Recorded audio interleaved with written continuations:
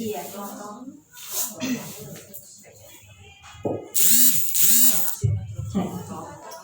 Dimulai aja ya Bu.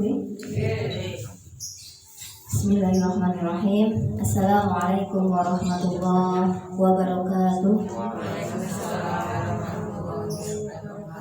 Alhamdulillahirabbil alamin wa bihi nasta'inu ala umuri dunya waddin.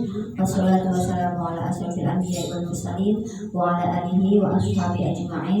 Rabbi shrah li sadri wa yassir li amri wahlul 'uqdatam min lisani yafqahu qawli. Asyhadu an la ilaha illallah wa asyhadu anna Muhammadar Rasulullah. Allahumma sholli wa sallim ala sayyidina Muhammad wa ala ali sayyidina Muhammad. Amma ba'du.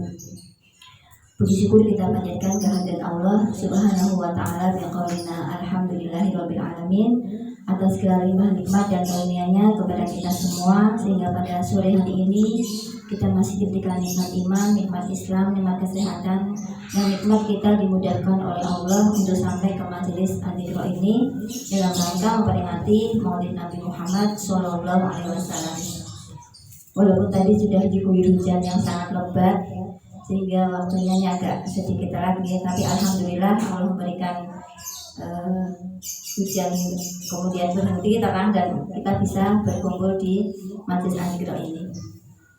Shalawat dan salam senantiasa kita sanjungkan kepada junjungan kita Nabi Muhammad SAW yang kita nantikan syafaatnya kelak di yaumil akhir. Monggo kita awali pertemuan pengajian pada sore ini dengan bacaan kita bersama-sama. Ridha ilahi ta'ala syafa'ati Rasulullah sallallahu alaihi wasallam. Al-Fatihah. A'udzubillahi minasyaitonir rajim. Bismillahirrahmanirrahim. Alhamdulillahi rabbil alamin. Arrahmanir rahim. Maliki yaumiddin. Iyyaka na'budu wa iyyaka nasta'in. Ihdinas siratal mustaqim. Siratal ladzina an'amta 'alaihim ghairil maghdubi 'alaihim waladdallin. Amin. Alhamdulillah, nanti acara langsung saja. Sebelum pengajian nanti ada sambutan dari Ustaz Guswanto. Pengajian dulu. Ya, nanti langsung saja pada acara inti yaitu pengajian yang akan disampaikan oleh Ustadz Ferry Setiawan. Namun sebelumnya mungkin bisa kami laporkan sedikit untuk jemaah ibu-ibu rumah Quran di sekarang memang agak berkurang ya, karena masa COVID-19 seperti ini. Ya mungkin banyak ini ya, banyak kendala gitu mungkin juga. Tapi alhamdulillah yang aktif sekarang itu sekitar 15 sampai 20-an lah masih. Ya 15 ya ini. Biasanya 15-an ya. Alhamdulillah masih istiqomah. Maulid Nabi kemarin juga 12 hari kita baca Maulid Berjanji selama 12 hari awal itu. Dan kemarin Selasa kemarin juga kita sudah khataman Maulid Nabi. Nah sekarang kita ingin mendengarkan tausiah tentang Maulid Nabi. Mungkin langsung saja kepada Ustaz Ferry Setiawan, waktu dan tempat kami persilakan.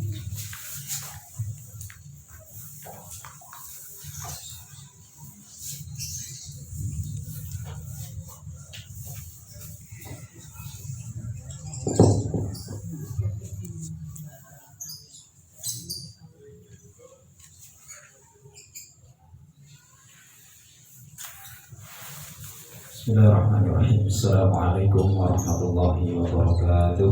Waalaikumsalam warahmatullahi wabarakatuh. Alhamdulillahi rabbil alamin wa bihi nasta'inuhu ala umuri dunya waddin. Wassalatu wassalamu ala asyrafil anbiya'i wal mursalin sayyidina wa nabiyyina Muhammadin wa ala alihi wa sahbihi wa man ittaba'al huda ila yaumiddin. Amma ba'd, fa ya rabbi zidni ilma warzuqni fahma. Rabbi shrah li sadri wa yassir li amri wahlul 'uqdatam min lisani yafqahu qawli.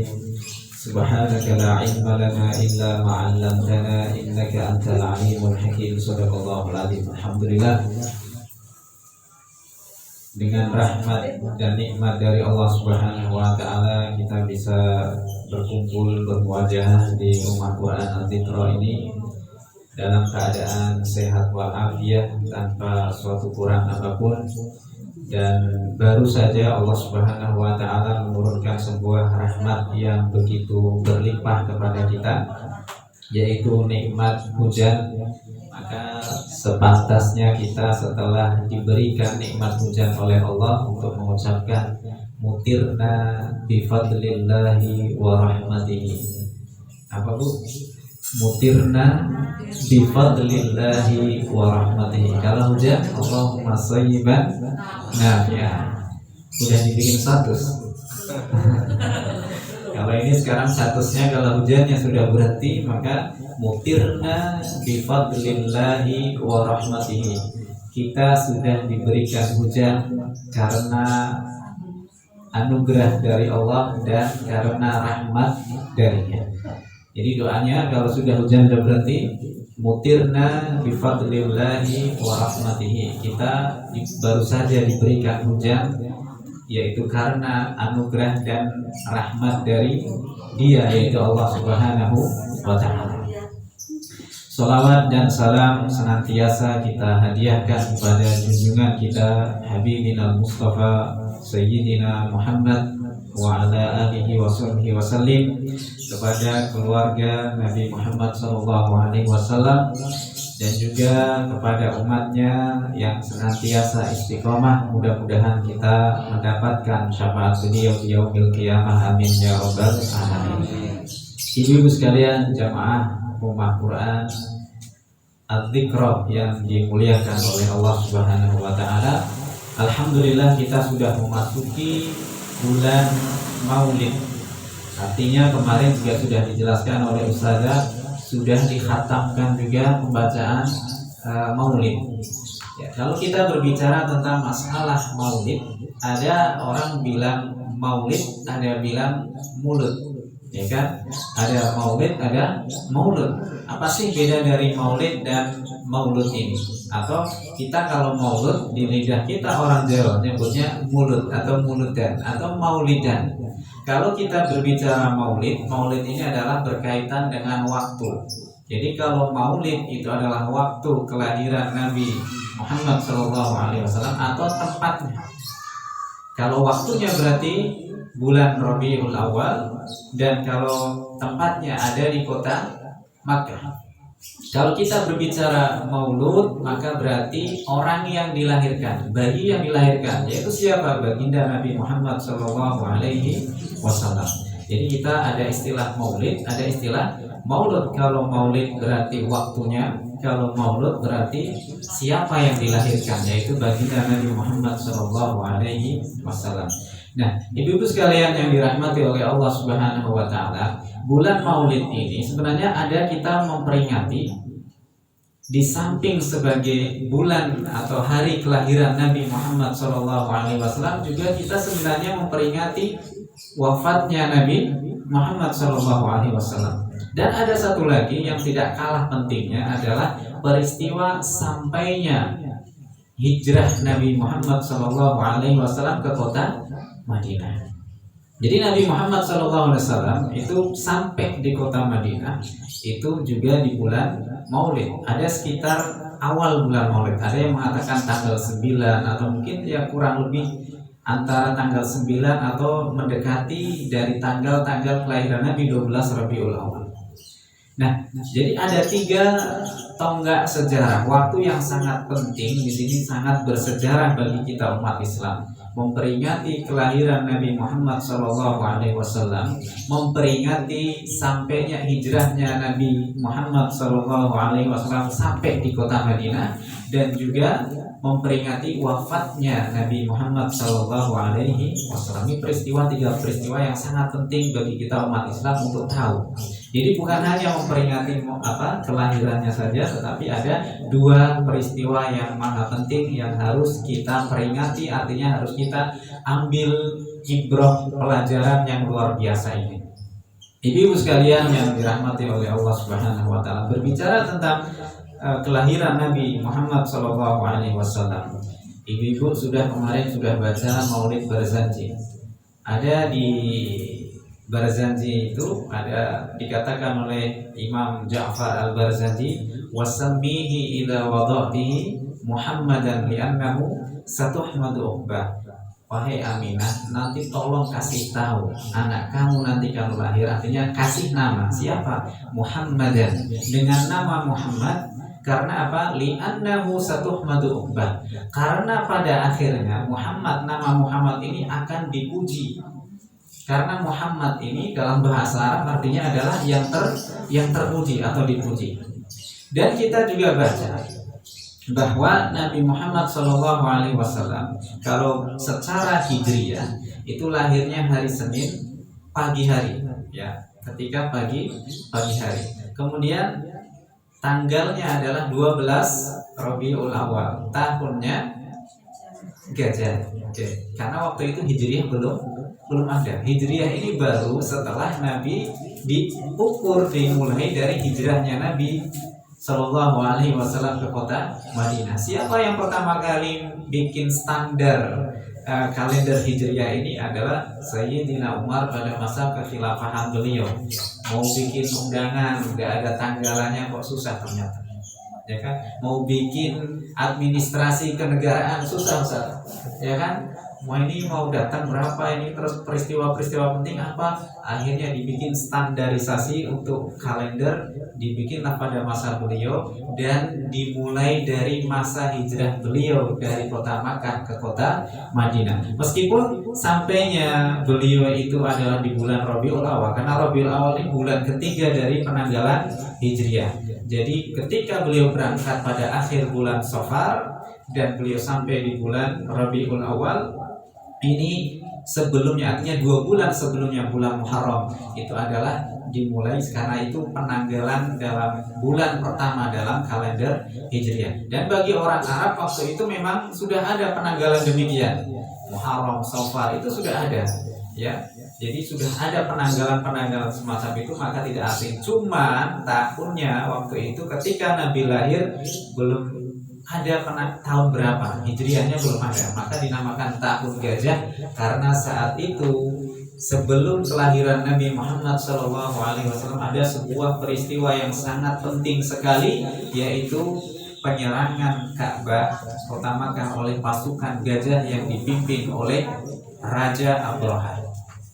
Ya. Nah, ibu-ibu sekalian yang dirahmati oleh Allah Subhanahu wa taala, ada sedikit saya mau cerita tentang Raja Abraha, boleh Bu ya? Oke, jadi berbicara tentang Raja Abraha ini, ya, kisah yang mungkin kita sering mendengar. Mungkin barangkali ada tambahan yang ingin saya sampaikan. Abraha ini adalah seorang raja yang beragama Nasrani.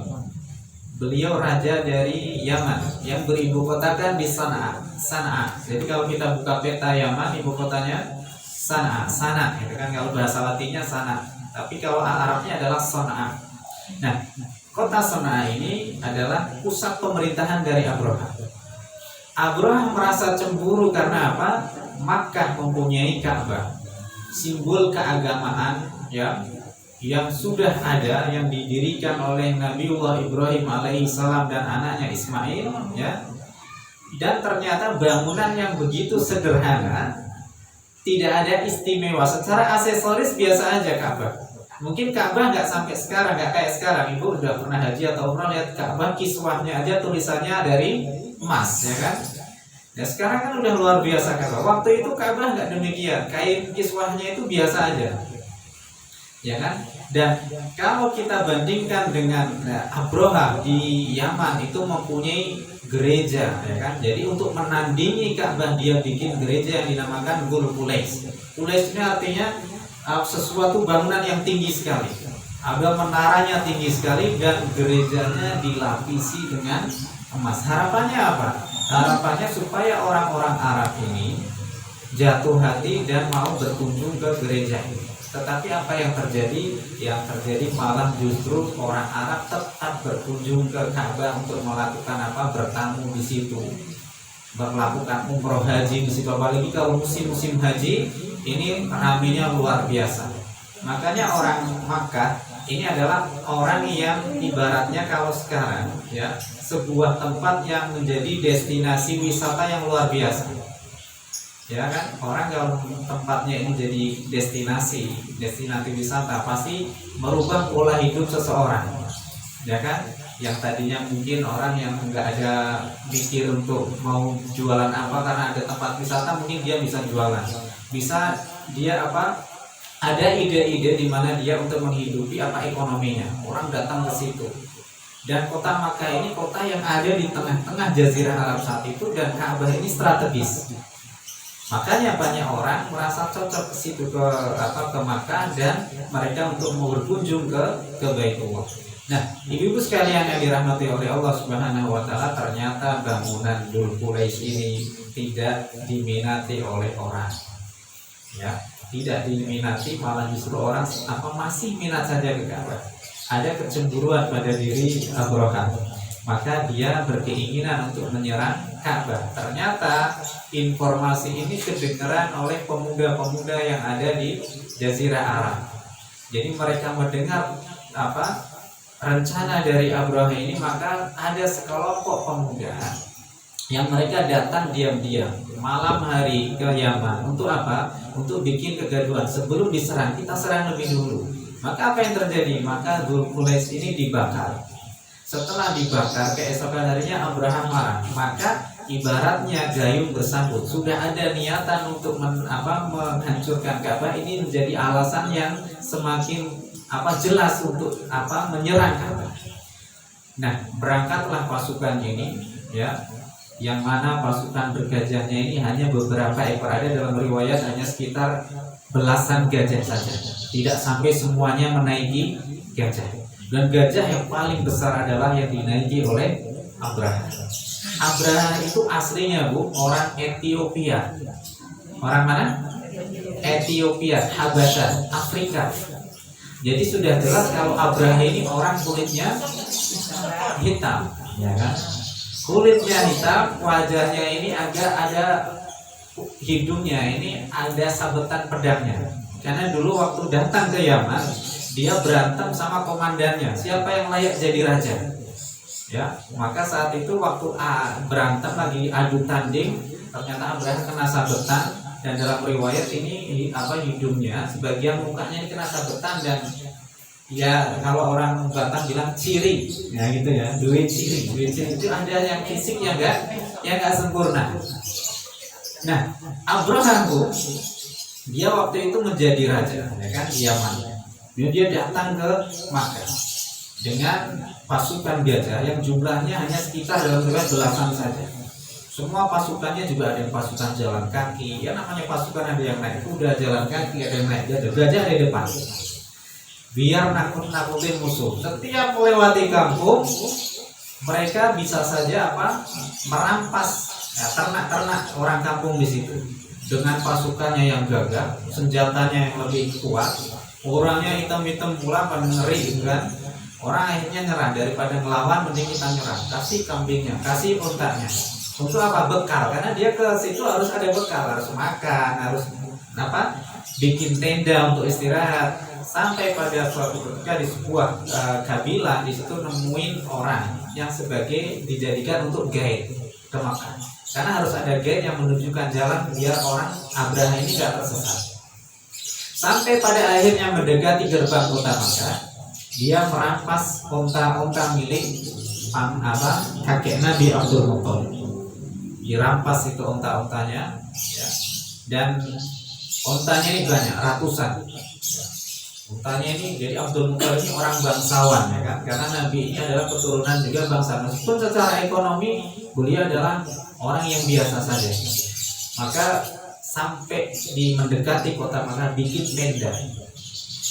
tenda, maka di situ dipanggil siapa pemimpin Makkah saat ini. Maka dipanggillah Abdul Muthalib, yang tidak lain dan tidak bukan adalah kakek dari Nabi Muhammad SAW. Waktu itu Nabi belum lahir. Apa yang terjadi? Panggil Abdul Muthalib, orang yang tua yang masih gagah, masih ada guratan gantengnya. Orang tua kalau masih ganteng juga masih kelihatan ganteng. Ya, orang tua meskipun udah tua kalau ganteng pasti ganteng ya meskipun tua. Tapi apa? Intinya menunjukkan mudanya apalagi gitu kan. Ya, gede orangnya, Abdul Muthalib orang yang berwibawa. Sampai di tendanya Abroha yang tadinya duduk di singgasana, dia rela turun karena melihat kewibawaan Abdul Muthalib. Kalah gantengnya bu, merasa gua raja tapi raja kok kalah ganteng sama memimpin Makkah. Akhirnya ikut lesehan kayak gini. Ini secara politis sebenarnya udah agak kalah nih Abraham. Kan? Karena apa? Seorang raja sampai turun dari kursinya. Kan? Dia turun ikut lesehan sama Abdul Muthalib, duduk di bawah. Apa kata Abraham? Apakah engkau pemimpin Makkah? Iya, sayalah pemimpin Makkah. Kemudian apa yang permintaan kamu yang terakhir apa? Saya hanya ingin unta-untaku dikembalikan. Yang tadinya merasa, Abdul Muthalib ini orang yang berwibawa, langsung kewibawaannya itu hilang di mata Abroha. Karena apa? Seorang pemimpin, kenapa masih mikir hartanya sendiri? Dalam benak Abraham demikian. Kenapa ini? Ini kotanya mudah mau saya serang. Kenapa dia masih mikir permintaan? Yang penting unta-unta saya dikembalikan.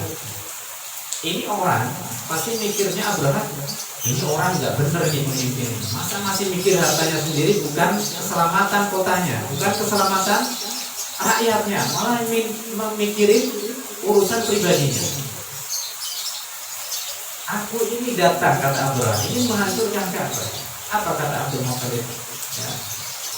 Bahwasanya unta-unta ini punya tuannya. Tuannya itu saya, dan saya berhak untuk memilikinya lagi. Dan sesungguhnya Ka'bah itu juga ada pemiliknya. Siapa? Allah. Dan Allah yang akan menjaganya. Maka dengan kata-kata yang begitu tegas dari Abdul Muthalib ini, maka Abraham juga mikir, ternyata ini orang gak main-main juga. Maka setelah pertemuan yang cukup singkat ini, Abdul Muthalib dipersilakan kembali. Dan beliau berdoa kepada Allah supaya menjaga Ka'bah ini. Orang-orang Mekah sudah pada ngumpet nih. Jadi ibu kalau di sana Mekah ada bukit-bukit itu kan, itu di sana pada ngumpet. Takut karena lihat pasukan yang begitu ngerinya. Dan Makkah ini dari dulu sampai sekarang itu Allah jadikan tempat yang sangat aman.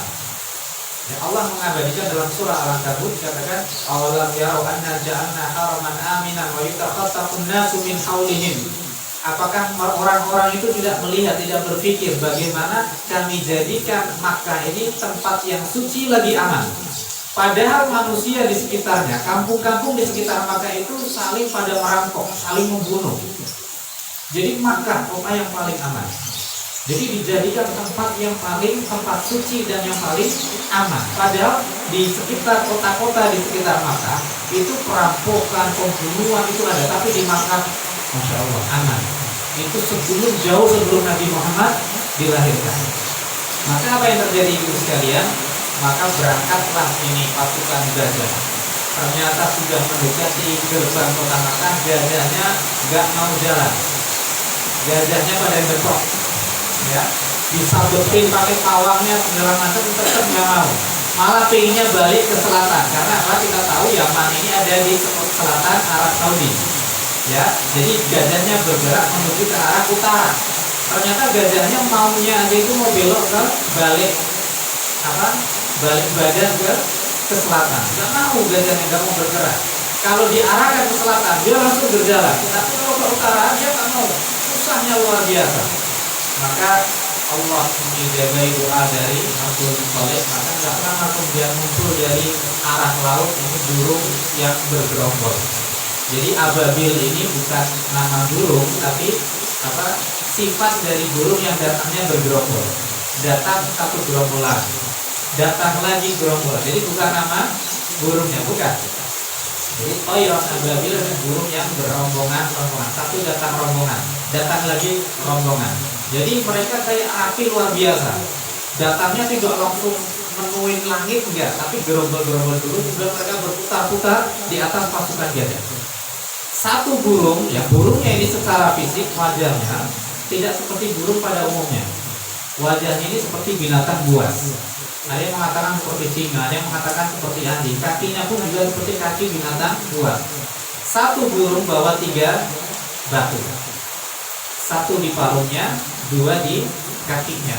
Maka setelah itu, dan batu ini kata para ulama sama persis dengan batu yang dijadikan azab Allah untuk kaumnya Nabi Lut Sodom. Karena gara-gara mereka LGBT. Apa bu LGBT?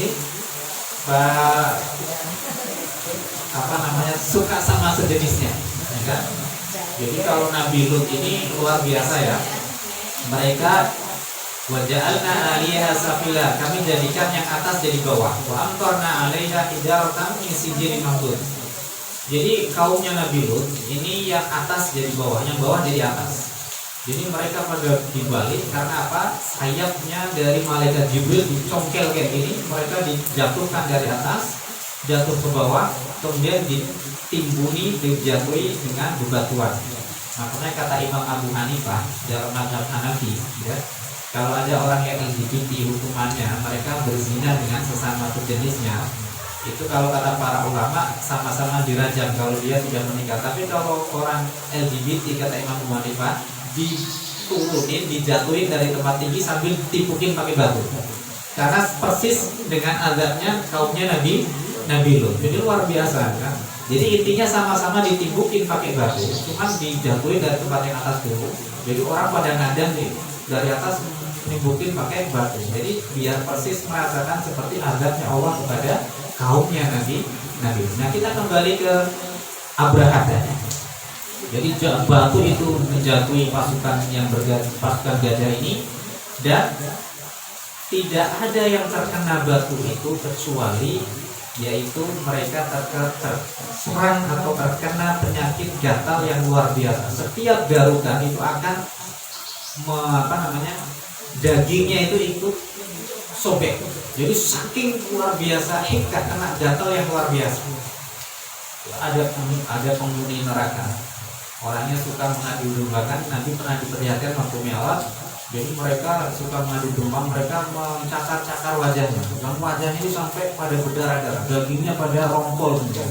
Dan itu mereka saking merasakan yang luar biasa gatal, sampai nggak merasakan sakitnya, tidak merasakan kalau dagingnya ini juga ikut terkoyak. Dan Allah mengatakan faja'alahum ka'asfin ma'kul, seperti daun-daun yang dimakan oleh ulat, yang dimakan oleh binatang. Daunnya ini udah enggak genap daun, pada bolong-bolong, dimakan hama. Jadi pada bolong-bolong itu kan, itulah gambaran pasukan yang dipimpin oleh Abraham.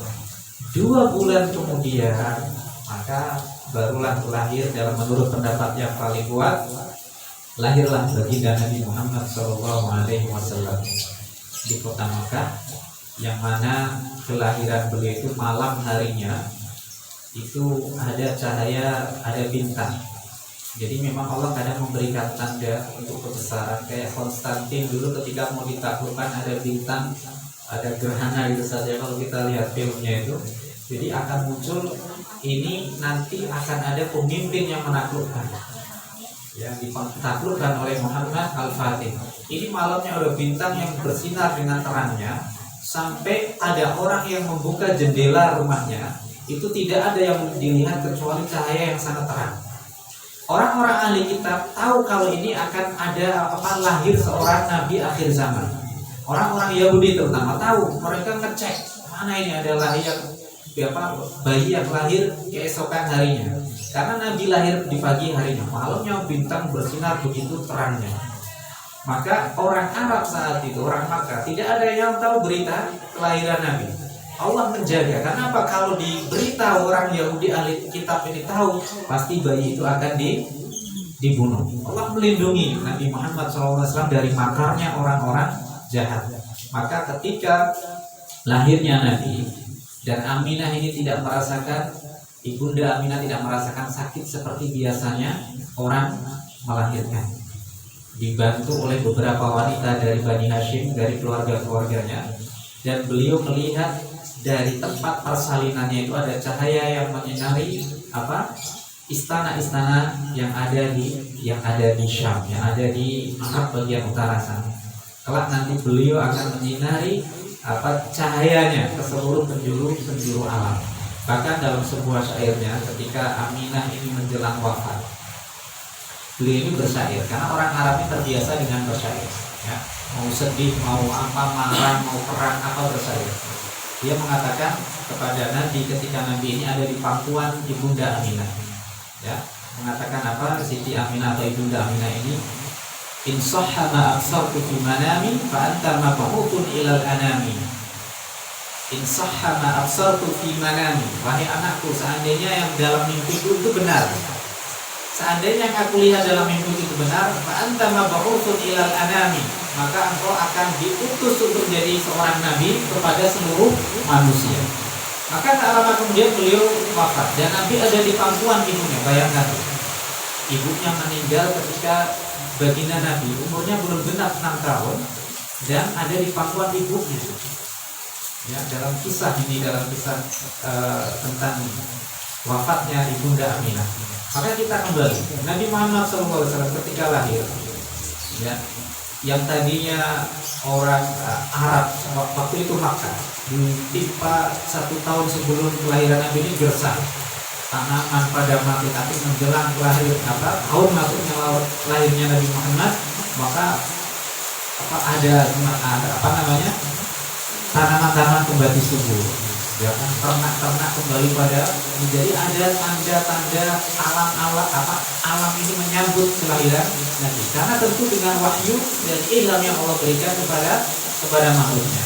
Dan ini menunjukkan kehebatan daripada kelahiran Nabi Muhammad. Ya, kalau kita melihat sejarah juga ketika Muhammad Al-Fatih dilahirkan, itu juga kita lihat kambing-kambing pada susunya pada banyak, ya kan, kemudian ternak-ternak pada sehat-sehat. Itu ada kelahiran berbeda dengan kelahirannya Dajjal. Kalau Dajjal itu lahir itu dalam riwayat itu dikatakan Dajjal lahir itu hujan badai, petir menyambar seakan-akan menunjukkan alam saja tidak mau menerima.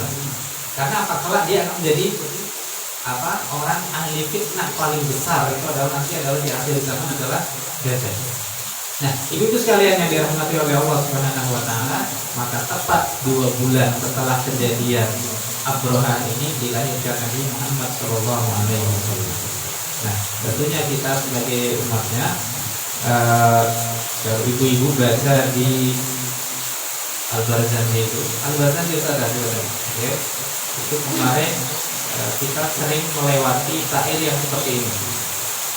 Nasabun tahsibul ula bihulahu qalladatha nujumahal jawza. Jadi nasab, sebuah nasab, semua nabi ini lahir dari nasab yang baik-baik. Jadi nasab yang baik-baik. Tidak ada seorang nabi yang lahir dari hasil perzinahan, tidak ada. Nasabun tahsibul ula bihulahu, yaitu sebuah nasab yang penuh dengan ketinggian. Qalladatha nujumahal jawza'u, maka nasab ini, yaitu kelahiran nabi ini, qalladatha, diikat oleh bintang al-jawza'u. Apa arti al-jawza'u? Al-jawza' ini kalau dalam ilmu astronomi ini rasi bintang. Ibu pasti tahu yang namanya rasi bintang, kayak semacam Aries, Taurus, segala macam, ada kan? Itu memang secara astronomi tanggal sekian sampai sekian ada di langit itu, pernah bintangnya semacam ini.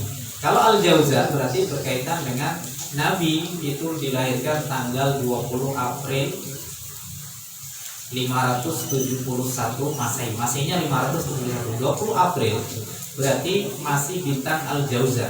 Secara penanggalan, al-jawza ini Aries. Ustadz yang ngomongin zodiak, katanya nggak boleh, Ustadz. Kalau masalah rasi bintangnya betul ada. Yang nggak boleh itu kita percaya ini keuangan seminggu ini bakal seret nih kan, karena lagi COVID dan lain sebagainya. Itu yang nggak boleh.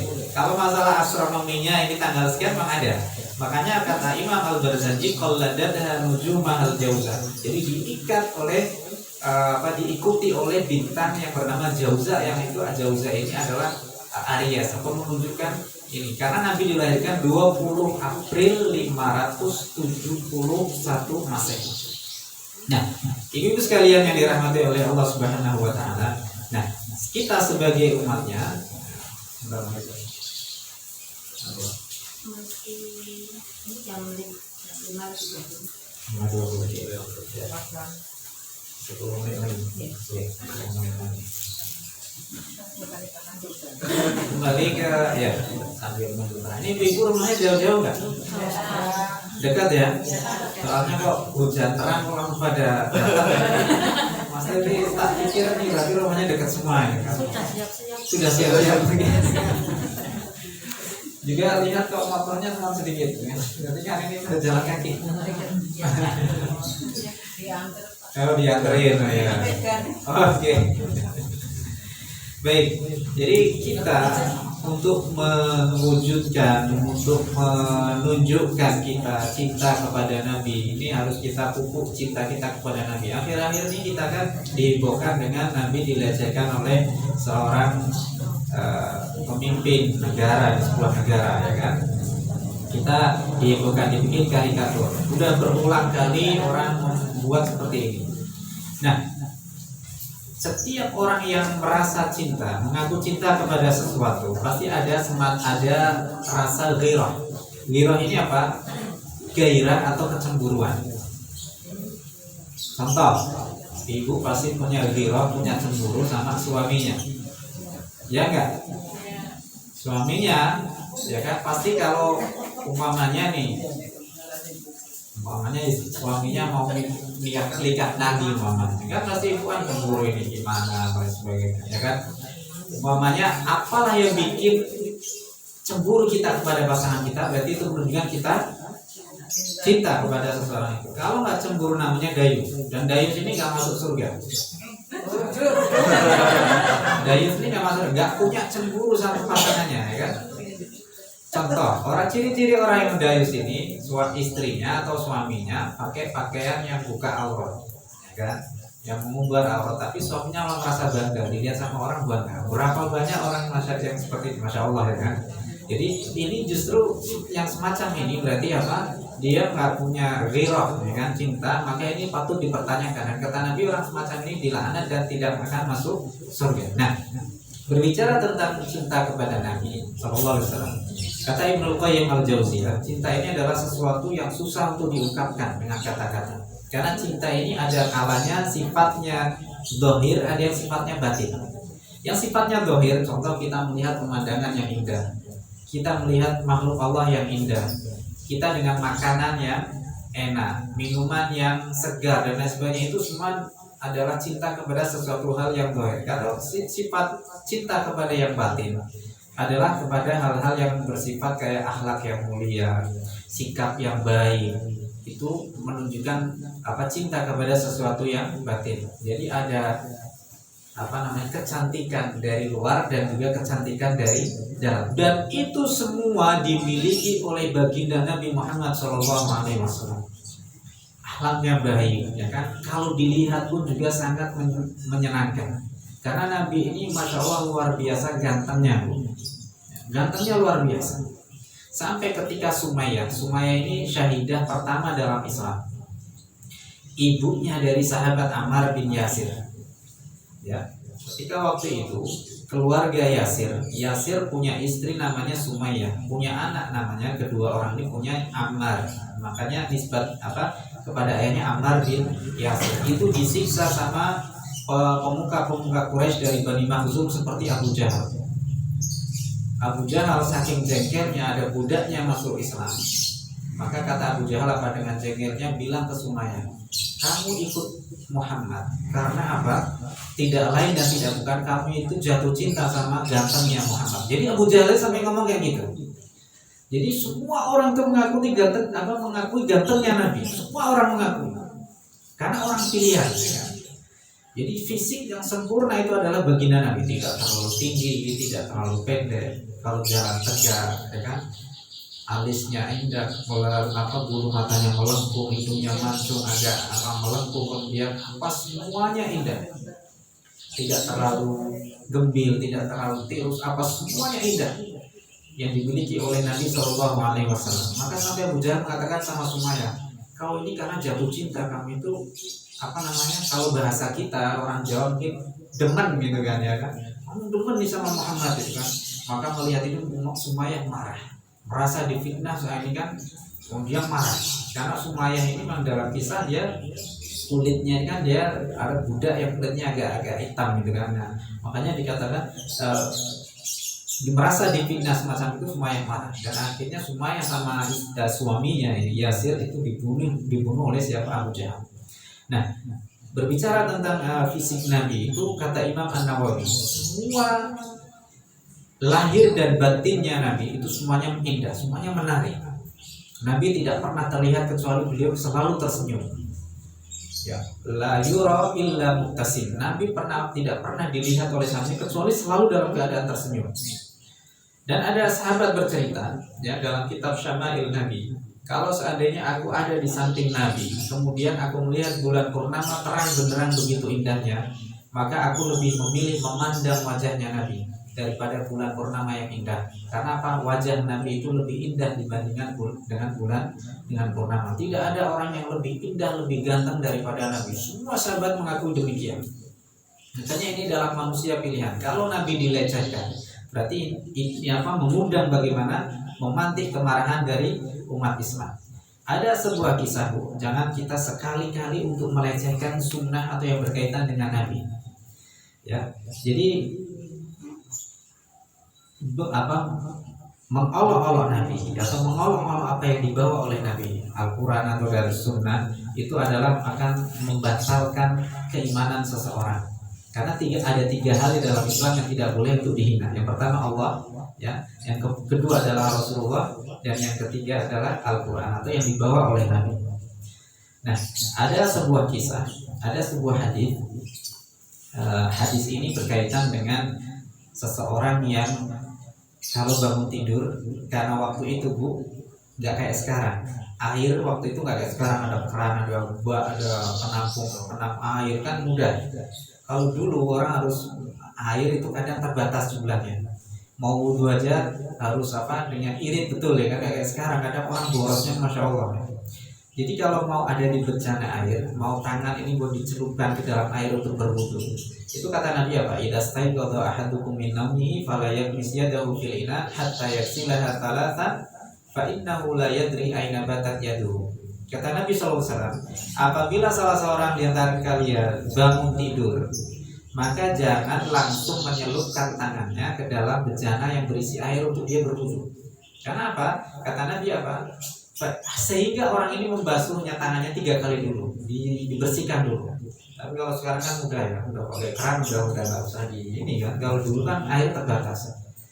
Ya apalagi kalau airnya kurang dari 20 lah. Kalau dalam mazhab Syafi'i kan harus 20 lah, sekitar 60 meter kubik gitu kan. Nah, 60 cm maaf.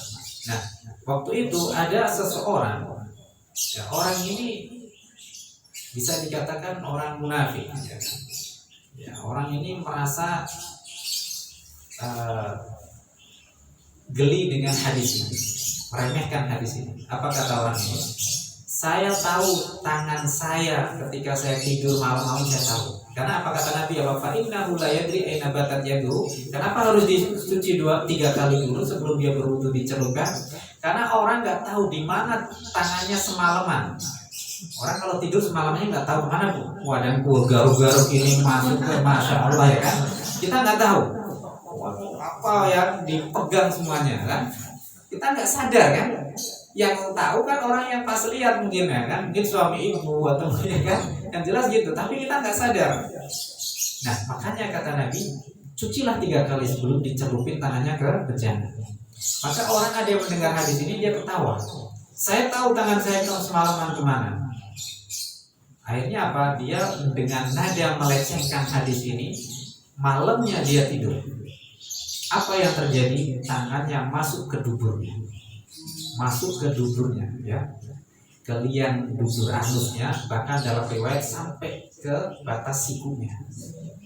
Subhanallah. Jadi sampai segitunya dia orang melecehkan satu hadis dari Nabi. Makanya jangan sekali-kali akal kita harus kita tundukkan dengan apa yang datang dari baginda Nabi Muhammad SAW. Jangan pernah kita lecehkan beliau. Kalau kita mengaku cinta, mengaku sebagai umatnya Nabi, maka seharusnya kita apa? Menghidupkan sunnah-sunnah beliau. Kemudian kita banyak menyebut nama beliau, terutama dengan banyak membaca sholawat. Kemudian kita tentunya suka dengan rindu kepada beliau. Karena apa? Ada sebuah hadis kata Nabi Shallallahu Alaihi Wasallam, min asyaddi ummati li hubban nasun yakununa ba'di yawaddu law ra'ani bimalihi wa ahlihi. Hadis Imam Muslim nomor 5060. Kata 5060. Kata Nabi SAW, nanti setelahku ada umatku yang begitu cintanya kepadaku. Sampai apa? Termasuk umatku yang paling besar cintanya kepadaku, yaitu apa? Ada seseorang, ada sekelompok manusia yang rindu sekali ingin melihatku, bahkan harus mengorbankan keluarga dan hartanya.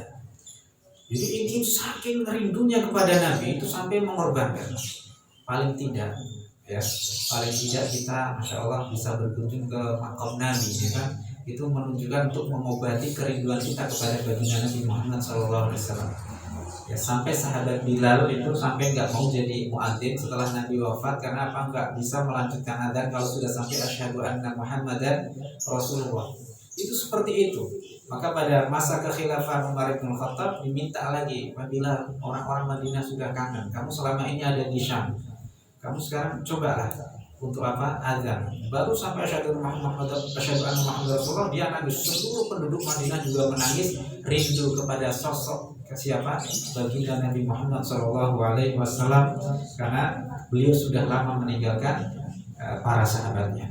Nah, kemudian yang keempat, tentunya kita sebagai wujud cinta kita kepada Nabi, yaitu selalu membaca mukjizat terbesar. Salah satu mukjizat terbesar yang diturunkan kepada beliau, yaitu senantiasa membaca Al-Qur'anul Karim. Nah, ibu sekalian yang dirahmati oleh Allah Subhanahu wa taala, mudah-mudahan di bulan Maulid ini sebagai momen untuk kita memupuk kembali kecintaan kita kepada baginda Nabi Muhammad SAW. Kita dengan membaca sirah beliau, ya. Karena apa? Kalau kita ingin salah satu hal yang bisa menarik atau menambah cinta kita kepada Nabi adalah kita harus lebih mengenal pribadi beliau.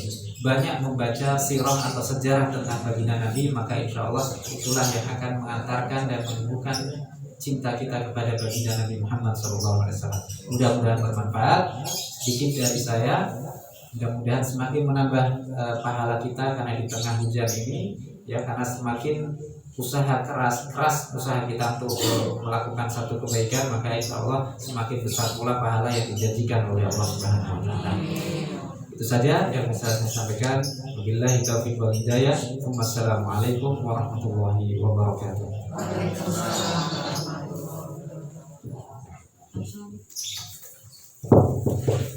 Baik, matur nuwun jazakumullah khairan kepada Ustaz Ferry Setiawan HCMM, ya, yang telah menyampaikan tentang bagaimana sirah Nabi Muhammad SAW, dan mudah-mudahan kita bisa mengambil ibrah dan semakin memupuk kecintaan kita kepada Nabi Muhammad SAW, dan mudah-mudahan kelak kita akan mendapatkan syafaatnya hingga yaumul qiyamah. Amin. Baik, ibu-ibu yang dirahmati Allah Subhanahu wa taala, di sini saya selaku yang diberikan amanah tanggung jawab di rumah Quran ini, dan pada sore hari ini saya pada sore hari ini sekaligus mewakili dari Excellent Zakat, ya, yang ini juga ada sinergi antara Excellent Zakat dengan rumah Quran. Jadi mudah-mudahan saya berharap ibu-ibu bisa tetap istiqomah, dan mudah-mudahan nanti bisa semakin banyak jamaah yang mengaji di rumah Quran Al-Isra ini, gitu. Jadi bisa nanti mungkin ibu-ibu bisa ketuk tular ya, bisa mengajak tetangga atau orang-orang terdekatnya untuk bisa belajar bersama di sini. Dan saya mengucapkan terima kasih yang sebesar-besarnya kepada para ustazah yang mengajar di sini. Ada Ustazah Umi, Ustazah Mas Rohiyah, Ustazah Syifa, Ustazah Aminah ya. Sebelumnya juga ada Ustazah Iin yang telah membersamai ibu-ibu. Jadi saya hanya biasanya komunikasi via WA untuk ini, tapi yang berinteraksi langsung dengan panjenengan semua adalah ustazah-ustazah yang ada di sini. Saya mengucapkan terima kasih, jazakumullah khairan. Mudah-mudahan Allah senantiasa memberikan balasan kepada ustazah sekalian. Ibu-ibu yang dirahmati Allah Subhanahu wa taala, di sini saya hadir di sini selain untuk hadir bisa bersama-sama memperingati Maulid Nabi Muhammad SAW, juga saya ada amanah untuk jadi di Excellence Zakat itu ada program namanya konseling sedekah subuh yang tujuannya adalah untuk memudahkan dari ibu-ibu atau bapak-bapak yang mempunyai konseling ini untuk menjalankan sedekah subuh.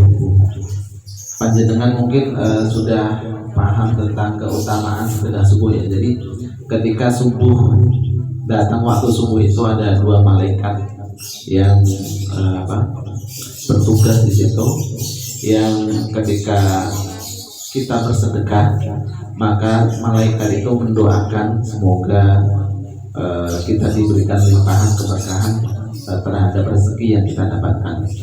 Kemudian satunya lagi mendoakan ketika kita tidak bersedekah, maka di situ kita didoakan oleh malaikat tersebut untuk membinasakan atau merugikan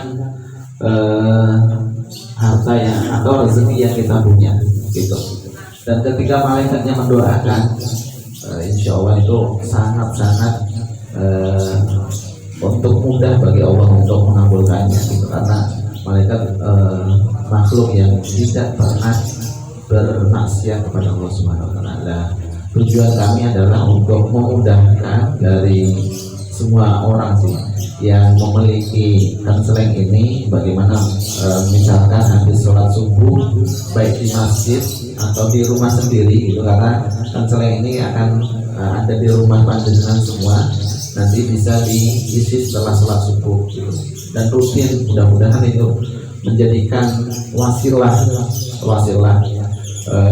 bagi kita untuk Allah senantiasa memudahkan urusan kita maupun rezeki kita gitu. Walaupun 1000 gitu, jadi tidak harus banyak gitu. Mungkin ada sisa kembalian dari warung 500 rupiah bisa dimasukkan gitu. Jadi Allah itu tidak melihat besarannya, dan bagaimana ketika kita bisa istiqomah walaupun sedikit, insya Allah itu lebih berkah dibanding kita bersedekah dalam bentuk yang banyak tapi hanya sekali gitu. Mending amal yang sedikit tapi terus harus berkelanjutan seperti ini. Dari kami itu, saya selaku yang diamanahkan di Excellence Zakat, tujuannya adalah ingin memudahkan dari panjenengan semua. Jadi silahkan nanti yang berkenan, jadi ini juga tidak memaksakan, jadi panjenengan yang berkenan untuk bisa mengambil konseling sedekah subuh ini nanti bisa mengambil, kemudian nanti setiap bulan akan diambil. Jadi konselingnya itu bisa dibuka bawahnya, jadi panjenengan bisa ambil konselingnya kembali, nanti bisa diisi.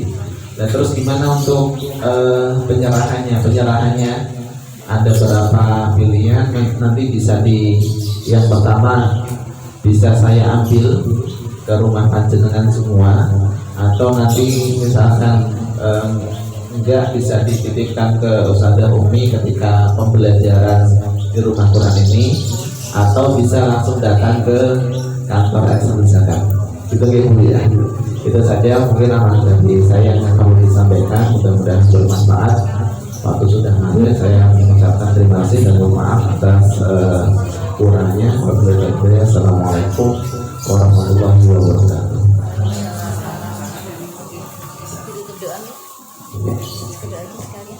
Enggak, saya bisa buka dulu sebelum tidur.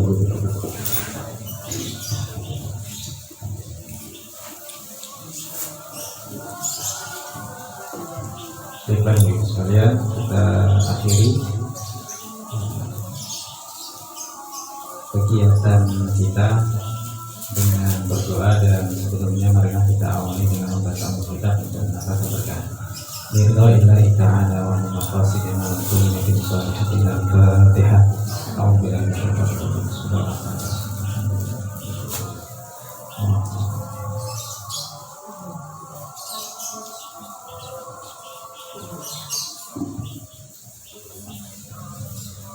A'udzubillahi minasyaitonir rajim. Bismillahirrahmanirrahim. Alhamdulillahi rabbil alamin. Hamdan syakiran hamdan la'imin hamdan yu'ti ni'amahu wa yukafi mazidah.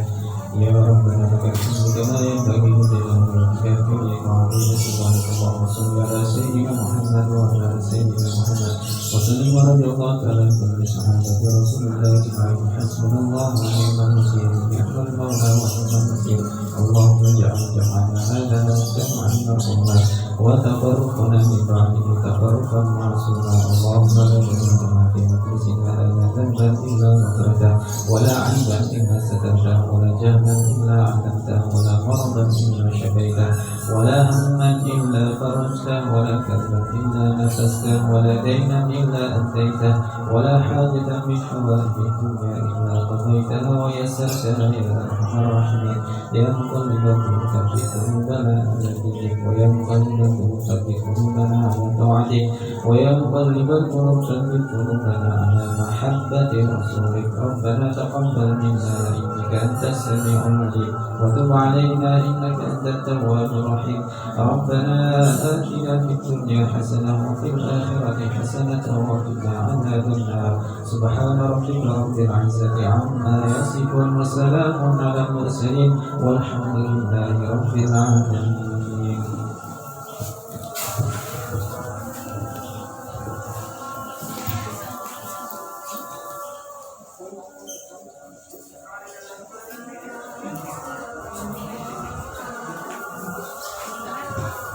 Jazakumullah khairan kepada Ustaz Ferry dan Ustaz Iswanto. Semoga kita mendapatkan keberkahan dalam acara pengajian Rasul ini. Monggo ibu kita tutup dengan bacaan hamdalah bersama-sama. Alhamdulillahirabbil alamin. Istighfar 3 kali. Astaghfirullahaladzim, astaghfirullahaladzim, astaghfirullahaladzim. Doa dalam majlis. Subhanakallahumma wa bihamdika asyhadu an la ilaha illa anta astaghfiruka wa atubu ilaik. Wassalamualaikum warahmatullahi wabarakatuh. Shallu ala Nabi Muhammad.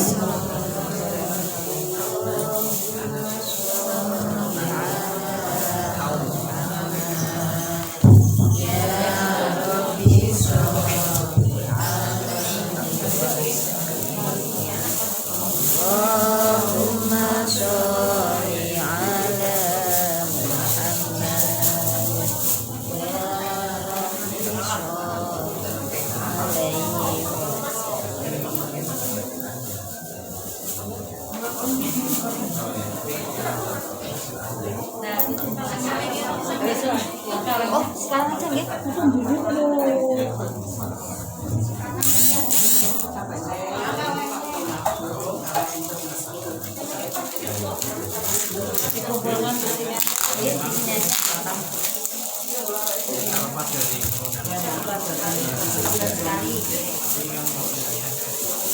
Seminggu sekali teman nggak apa-apa.